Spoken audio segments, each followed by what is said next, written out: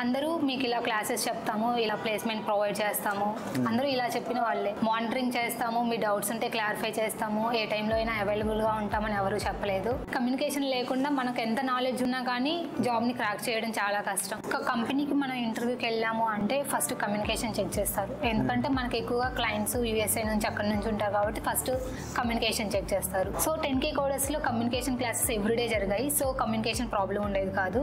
ఆ next technical skills check చేస్తారు. అంటే వీళ్ళు నేర్చుకున్న లాంగ్వేజెస్లో వీళ్ళు పర్ఫెక్ట్గా ఉన్నారా లేదా అని టెక్నికల్ స్కిల్స్ చెక్ చేస్తారు. మనం డైలీ క్లాసెస్ వింటున్నాము, టాస్క్లు చేస్తున్నాము అండ్ మానిటరింగ్ కాల్స్ అన్ని అటెండ్ అవుతున్నాం కాబట్టి టెక్నికల్ స్కిల్స్ కూడా ప్రాబ్లమే ఉండదు. ఆ next problem solving skills check చేస్తారు. అంటే వీళ్ళు లాజికల్గా థింక్ చేస్తున్నారా లేదా అది చెక్ చేస్తారు. సో నాకు జేఎస్ స్టార్ట్ అయినప్పటి నుంచి ప్రాబ్లమ్ సాల్వింగ్ క్లాసెస్ కూడా రోజు 1 hour జరిగాయి. ప్రాబ్లమ్ సాల్వింగ్ లో కూడా మేము స్ట్రాంగ్ గా ఉన్నాము. అది ఇంటర్వ్యూలో ప్రాబ్లమ్ సాల్వింగ్ కూడా క్లియర్ చేయడానికి హెల్ప్ఫుల్ అయింది. Companies communication, technical skills and problem solving skills check చేస్తాయి. 10K కోడర్స్ లో ఈ 3 points కాన్సన్ట్రేట్ చేస్తారు కాబట్టి ఈజీగా క్రాక్ చేయగలరు. Hi, I am Sushmita.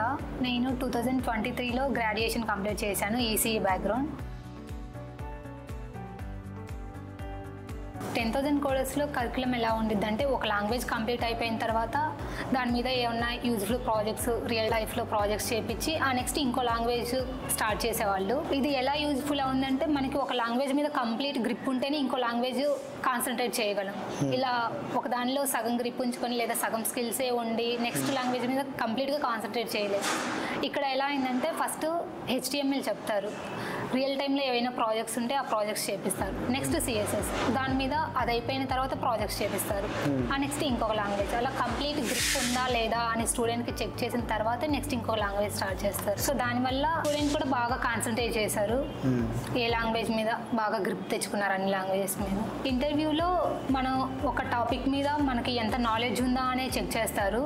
So ఇలా ఒకదాని తర్వాత ఒకటి అవ్వడం వల్ల ఫుల్ కాన్సన్ట్రేషన్ ఆ టాపిక్ మీదే ఉండింది. సో ఇంటర్వ్యూలో అడిగినప్పుడు మనకి ఫుల్ గ్రిప్ ఉండేది కాబట్టి ఆ టాపిక్ మీద మనకు తెలిసిన పాయింట్స్ అన్నీ చెప్పేస్తాం.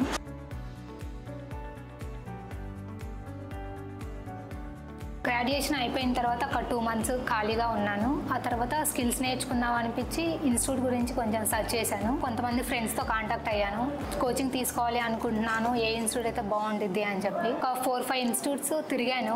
లాస్ట్లో 10K కోడర్స్ కూడా ఒకసారి చూద్దాం ఎలా ఉండిద్దో అని చెప్పి కాంటాక్ట్ అయ్యాను. అందరూ మీకు ఇలా క్లాసెస్ చెప్తాము, ఇలా ప్లేస్మెంట్ ప్రొవైడ్ చేస్తాము, అందరూ ఇలా చెప్పిన వాళ్ళే. మానిటరింగ్ చేస్తాము, మీ డౌట్స్ ఉంటే క్లారిఫై చేస్తాము, ఏ టైంలో అయినా అవైలబుల్గా ఉంటామని ఎవరు చెప్పలేదు. 10K కోడర్స్లో ఎలా చేస్తారు అంటే ఒక లాంగ్వేజ్ అయిపోయిన వెంటనే మాక్ ఇంటర్వ్యూస్ పెడతారు. సో ఆ మాక్ మనం ఇవ్వడం వల్ల ఆ లాంగ్వేజ్లో నిజంగానే మనకి గ్రిప్ ఉందా లేదా, లేదా ఒకవేళ గ్రిప్ లేకపోతే ఏ పాయింట్లో ల్యాగ్ అవుతున్నాం అనేది మనకు తెలిసిద్ది. సో అది తెలుసుకున్న వెంటనే మనం ఇంప్రూవ్ చేసుకోవచ్చు ఆ పాయింట్ని. మాక్ ఇంటర్వ్యూస్ పెట్టకపోతే మనకి ఏ పాయింట్లో ల్యాగ్ ఉన్నాం అనేది మనకు తెలియదు.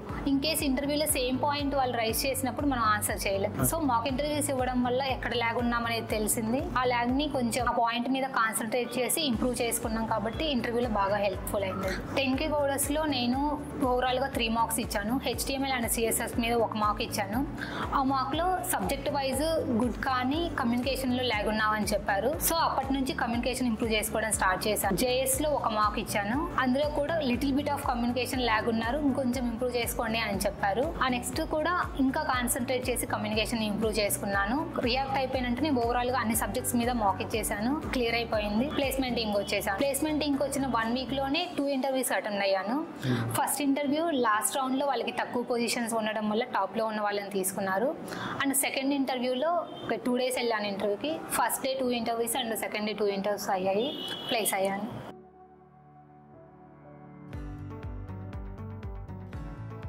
10K కోడర్స్లో లైవ్ ప్రాజెక్ట్స్ అంటే చేపిస్తారు.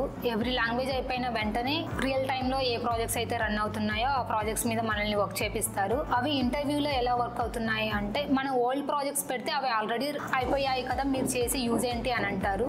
లైవ్ ప్రాజెక్ట్స్ చేయడం వల్ల వాళ్ళకి ఇంప్రెషన్ వచ్చింది, ఓకే ఇప్పుడు జరుగుతున్న ప్రాజెక్ట్స్ చేశారు, మంచి నాలెడ్జ్ ఉంది, ప్రాక్టికల్ నాలెడ్జ్ ఉంది అనుకుంటారు.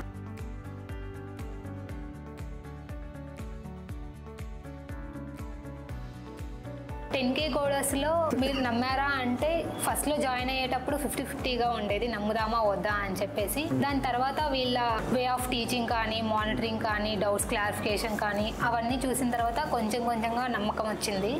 ఆ తర్వాత ప్లేస్మెంట్ టీంకి వచ్చాక ప్లేస్మెంట్ టీంలో సపోర్ట్ చూసి 100% నమ్మాను. ఖచ్చితంగా నాకు జాబ్ ఇప్పిస్తారు, ఖచ్చితంగా నేను ఇంటర్వ్యూ క్రాక్ చేయగలనని. ఫైనల్లీ నేను ట్రస్ట్ చేసినట్టుగానే నా నమ్మకం కరెక్ట్ అయింది, జాబ్ ఇప్పించారు.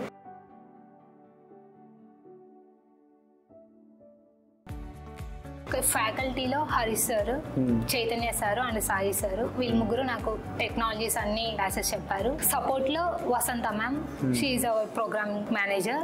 సో చాలా ఫ్రెండ్లీగా ఉండేది, చాలా ఫ్రెండ్లీగా మాట్లాడేది. ఏ డౌట్స్ ఉన్నా వెంటనే సపోర్ట్ అని జాయిన్ చేసేది. మాకు సపోర్టర్ గా స్నేహ అని చేశారు, తను చాలా పాజిటివ్ గా ఉండేది. ఏ డౌట్స్ అడిగినా చాలా పేషెన్స్ తోటి అన్ని క్లియర్ చేసేది. ఆ నెక్స్ట్ ప్లేస్మెంట్ టీంకి వచ్చాక ఆ ముందే నాకు మార్క్స్ తీసుకున్నారు కొంతమంది, మణివర్ధన్ సార్, వంశీ సార్. ఆ తర్వాత ప్లేస్మెంట్ టీంకి వచ్చిన తర్వాత సుమన్ సార్, హరిత ma'am, Jahnavi ma'am and Kiran ma'am, వీళ్ళు ఎవరి పాయింట్ ఆఫ్ వ్యూలో మనం ప్రాక్టీస్ చేస్తున్నామా లేదా, ఎక్కడ ఎలా ఉన్నామా అని ఎవ్రీ టైం చెక్ చేస్తానే ఉండేవాళ్ళు. కంపెనీకి ప్రొఫైల్ షేర్ చేసి, ఈ కంపెనీకి మీ ప్రొఫైల్ షేర్ చేసాము, మీరు ప్రిపేర్ అవ్వండి, ఇలా ఉండిద్ది ఇంటర్వ్యూ అని చెప్పేవాళ్ళు. ఇంటర్వ్యూకి వెళ్ళే ముందు రోజే మార్క్స్ తీసుకునేవాళ్ళు.